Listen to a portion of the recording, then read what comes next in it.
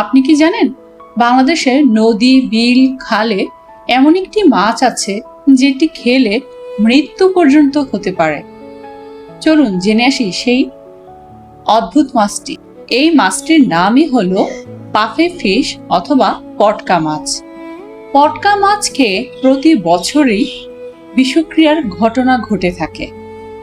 গবেষকরা এই মাছের উপর গবেষণা করে জানিয়েছেন এই মাছের শরীরে আছে এক অত্যন্ত শক্তিশালী টেট্রোডোটক্সিন নামের এক স্নায়ু কোষ, যেটি অত্যন্ত শক্তিশালী এক স্নায়ু বিষ, যা মানুষের শরীরে স্নায়ুর সংকেত, তার চলাচল বন্ধ করে দিতে পারে।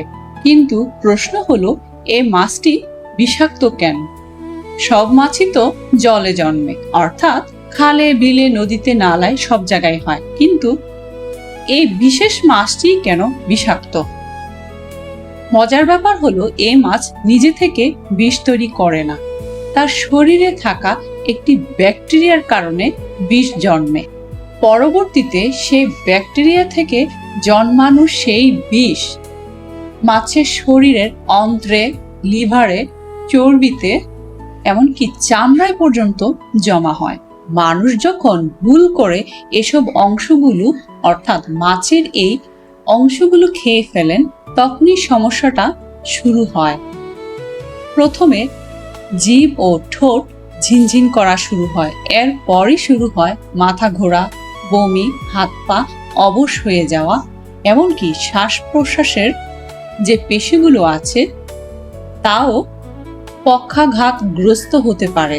গুরুতর ক্ষেত্রে রোগী শ্বাস না নিতে পেরে মৃত্যুর মুখে ঢলে পড়েন। পরিসংখ্যায় দেখা গিয়েছে বাংলাদেশে অতীতে এই পটকা মাছ খেয়ে গণবিষক্রিয়ার ঘটনায় বহু মানুষ হাসপাতালে ভর্তি হয়েছেন, এমনকি তাদের কেউ কেউ মারাও গিয়েছেন। কি ভয়ানক বলুন তো! মাছটি দেখতে নিরীহ হলেও এর কাজ কিন্তু, এর পরিণাম কিন্তু ভয়ানক। এটি দেশের বিষাক্ত মাছগুলোর মধ্যে একটি প্রধান।